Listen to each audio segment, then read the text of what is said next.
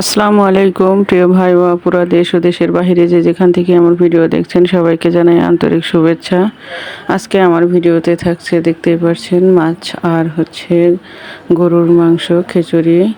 আজকে ভিডিওটা ছিল শুক্রবারে। সকালে ঘুম থেকে উঠেই শুনি গ্যাস থাকবে না, তাই আমার যে রেডিমেড মশলাগুলো আমি বানিয়ে রেখেছিলাম, লিকুইডগুলো, সেগুলোকে বের করে আগেই রেখে দিয়েছিলাম নর্মালে, ডিপ থেকে বের করে। তো সেটা দিয়েই আমি শুরু করে দিলাম রান্না।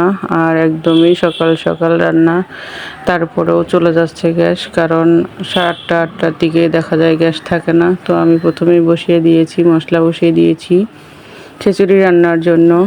আর শুক্রবার আসলেই তো ঈদের দিন মনে হয় আমার, কারণ আমার মেয়েরা বাসায় আসে, আর বাসায় তো আমার শ্বশুর শাশুড়ি আছে।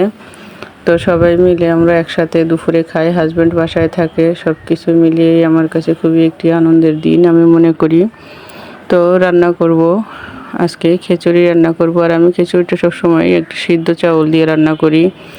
আর ভিডিওটা এতটাই তাড়াতাড়ি করেছিলাম, সবগুলো ভিডিওতে দেখাতে পারি নাই, কারণ একদিকে গ্যাস নেই, একদিকে রান্না করছি, আরেকদিকে যেহেতু এদিকে এখন বৃষ্টি নেই কিন্তু রোদ আছে, যার কারণে কাজও করতে হচ্ছে। তো আমি চাউলগুলো আগে আধা ঘন্টা আগে ধুয়ে রেখেছিলাম। আর খিচুড়ি এভাবে রান্না করলে সিদ্ধ চাউল দিয়ে একটু আগে ধুয়ে রেখে দিলে খুব ভালো হয়, ঝরঝরে খিচুড়ি রান্না করা হয়। তো আমি চাউল আর ডাউল দিয়ে ভালো করে ধুয়ে রেখে দিয়েছিলাম। আর যেহেতু মশলার ভিতরে সব কিছুই আছে, শুধু কয়েকটা কাঁচামরিচ দিয়েছি যেন খুব তাড়াতাড়ি রান্নাটা আমার হয়।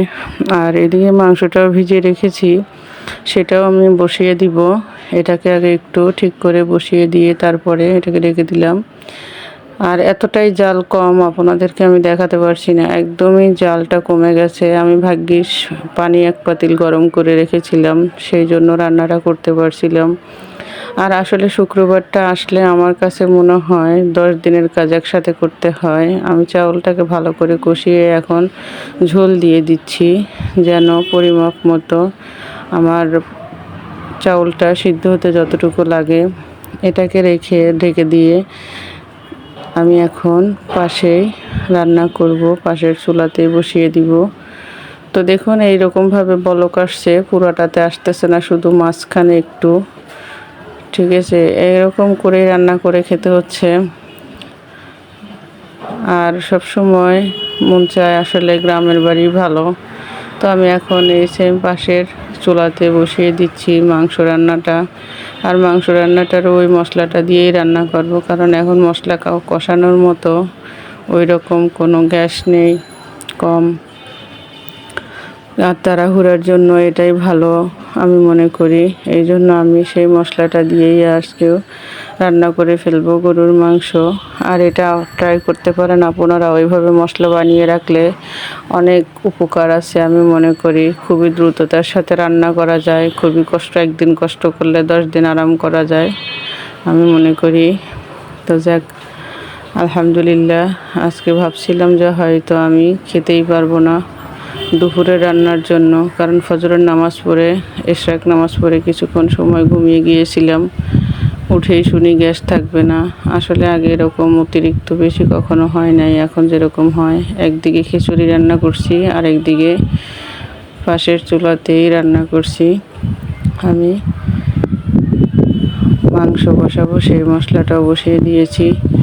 আর ভিডিওটা আলাদাভাবে করে দেখাতে পারছি না, কারণ আমি একসাথে চুলাতে দিয়েছি, যেন একবার এটাতে দিতে পারে একবার ওইটাতে। আর ফোনটা আমি হাতে ধরে রেখেছি, স্ট্যান্ডেও বসাতে পারছি না, কারণ অনেক কাজ আছে এলোমেলো। সেগুলো দেখুন এখন একেবারেই গ্যাস কমে গেছে, মশলাটা পর্যন্তই হচ্ছে না এইরকম। তো আমি একটা চুলা বন্ধ করে দিয়েছি, এখন এটা বলক আসবে। বন্ধ করে দিলে আরেকটাতে বেশি হয়, এই জন্য আমি সময় পেলে ওটাতে বন্ধ করে দিয়ে এটাতে গ্যাসটা যেন বেশি আসে সেই রকম একটু ব্যবস্থা করে দিব যখন খিচুড়িটা প্রায় হয়ে আসবে। এদিকে যখন ইলিশ মাছের সিজন চলতেছে সবাই জানে, আর যেহেতু আমরা মধ্যবর্তী পরিবারের মানুষ, এই সিজনে কিছু মাছ কিনে রাখি, যার কারণে আজকে হাজব্যান্ড ছুটির দিনে গেছে। তো এদিকে দেখুন আমার খিচুড়িটা প্রায় হয়ে আসছে। এখানে জালটা আমি কিছুক্ষণ পর অফ করে দিব, দিয়ে আমি ওই চুলাটাতে যেন একটু বেশি জাল থাকে, মাংসটা রান্না করতে পারি। আর যেহেতু হাজব্যান্ডও চলে আসতেছে, ফোন দিয়েছিল, তো আমি এই জন্য আরও তাড়াহুড়ো করতেছি। যেহেতু একা মানুষ, মাছগুলো নিয়ে আসলে নিজেকেও গুছাতে হবে, সেই জন্য যাই আনুক আল্লাহ রব্বুল আলামিন যা রিজিকে লিখে রেখেছে। আমি চুলাটা বন্ধ করে দিয়ে এই ছিদ্রটাকে একটি কাগজের সাহায্যে বন্ধ করে দিয়েছি। আর এখন এটাতে যেন একটু ভালো জাল হয়, সেই জন্য হয়তো আপনারা বলবেন যে একটা ইলেকট্রিক চুলা কিনলেই তো হয়। আসলে আমার ইলেকট্রিক চুলা আছে বাড়িতে, গ্যাসের চুলা, ইলেকট্রিক চুলা, আর এই মুহূর্তে এখন কিনতেও পারতেছি না। আসলে একটা জিনিস অতি সহজে চাইলেও হয় না, অনেক সময় টাকা থাকলে সময় থাকে না, আবার সময় থাকলে টাকা থাকে না, এরকমের একটা ব্যাপার আছে। তো দেখুন ওইটা বন্ধ করার পর এটাতে আমার জালটা মোটামুটি জ্বলতেছে। ইনশাল্লাহ হয়ে যাবে, মাংস রান্নাটা হয়ে যাবে। বাদ বাকি কাজ গুছাতে গুছাতে সবাই নামাজ কালাম পড়ে আস্তে আস্তে হয়ে যাবে। আর এদিকেও ঘরের ভিতরে অনেক কাজ থাকে, গোসল করানো লাগে সবাইকে,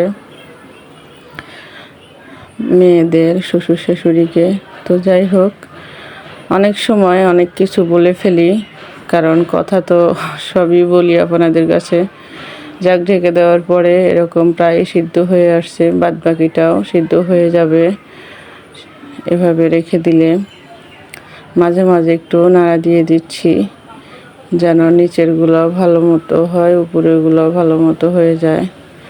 আর অবশ্যই চুলাটার তাপ আছে, এটাতে যে গরমটা আছে হয়ে যাবে। আর এভাবে খিচুড়ি গরুর মাংস কে কে পছন্দ করেন, অবশ্যই আমার ভিডিওটি যদি আপনাদেরকে ভালো লেগে থাকে আমাকে কমেন্টে লিখে জানাবেন। আপনাদের কাছে অনুরোধ থাকলো, আপনারা অবশ্যই ভিডিওটি দেখে একটি লাইক দিবেন, একটি কমেন্ট করবেন। তো এই পর্যায়ে দেখুন আমার মাংসটা কষানো হয়ে যাচ্ছে। আর আমি খালি চিন্তা করতেছি কখন হবে কখন হবে। আগে যদি রান্নাঘরে থাকা লাগতো 2 ঘন্টা, এখন মনে হয় থাকতে হয় 4 ঘন্টা। কারণ রান্নাটা যত যত্ন সহকারে গোছানোভাবে রান্না করা যায় ততই মজা হয়। আর আমার মাংসটাও কষানো হয়ে যাচ্ছে। আর আমি চাচ্ছিলাম যে এটা যেন কষানোর মাঝেই সিদ্ধ হয়ে যায়, পরে অল্প কিছু ঝোল দিলে ওইটাতে যেন আমার হয়, কারণ বেশি ঝোল দিলে গরম হতে সময় লাগবে, যদিও গরম পানি অ্যাড করব, সেই জন্য। আর আমার আপু ভাইয়েরা ইউটিউব অনেক নতুন নিয়ম করেছে, আপনাদের কাছে অনুরোধ থাকবে আমার ভিডিওটি আপনারা দেখবেন। আমাকে একটু ওয়াচ টাইম আমার একদমই হচ্ছে না, তো আমি এ পর্যায়ে কিছু আলু দিয়ে দিলাম। আর গরুর মাংসের ভিতরে অবশ্যই আলুটা দিলে ভালো লাগে, আমার মেয়েরা খুব পছন্দ করে, বিশেষ করে আমার বড় মেয়েটা আলু পছন্দ করে। তো এই জন্য আমি কয়েক পিস আলু দিয়ে দিলাম যেন এটাকে ভালো করে। তো দেখুন কত সুন্দরভাবে মাশাআল্লাহ কষিয়েছি। এখন দিয়ে দিলাম একদমই গরম পানি, যেন মাংসটা তাড়াতাড়ি হয়ে যায়। আমি শুধু তাড়াহুড়ো করছি আর ঘড়ি দেখতেছি, সময়ের সাথে খুবই কষ্ট করে চলতে হচ্ছে। অনেকে বলে দিন বড়, আমি বলি দিন বড় না, আমার কাছে সবসময় এই দিনটা কেন জানি খুব ছোট মনে হয়। আমি একদমই সময় পাই না হাতে, সব সময় ব্যস্তই থাকতে হয়। অনেক সময় 2-3 ঘন্টা যে কোথাও যাব সেই সময়টাও পাই না, বা নিজে একটু রেস্ট করব তাও সময় পাই না। সব কিছু মনে হয় একদিন থেকে এলোমেলো। এদিকে আমার হাজব্যান্ড মাছগুলো নিয়ে এসেছে, আর এই মাছগুলো সমুদ্রের পাড় থেকে কিনে আনেনি একদম। এদিকে আছে একটা জায়গা, মাছ যারা জেলেরা ধরে সেখান থেকে একদম জায়গা থেকে কিনে নিয়ে আসে। বরফ টরফ কিছুই দেওয়া থাকে না। আনার পরে মাছগুলোকে তাড়াতাড়ি প্রসেসিং করতে হয়, তাড়াহুড়ো করে ফ্রিজে রাখতে হয়, সেই ভিডিওটা আমি করতে পারি নাই। তো আমার হাজব্যান্ড কিছু মাছ নিয়ে আসছে, পুমা মাছ নিয়ে আসছে। আর এই পুমা মাছটা খুবই সুস্বাদু। আর যেহেতু আমরা চাষ করা মাছ বেশি একটা খাই না, সামুদ্রিক মাছই খাই, তার জন্য একটু বেশি করে কিনে নিয়ে আসতে হয়। আর ইলিশ মাছের সিজনের সময় তো কিনতে হয়, না হলে তো ভাই সারা বছর কিনে খাওয়ার মতো খুবই কম সাহস হয় আমাদের। তো যাক, আলহামদুলিল্লাহ মাছগুলোকে এখন কুটে ফেলবো।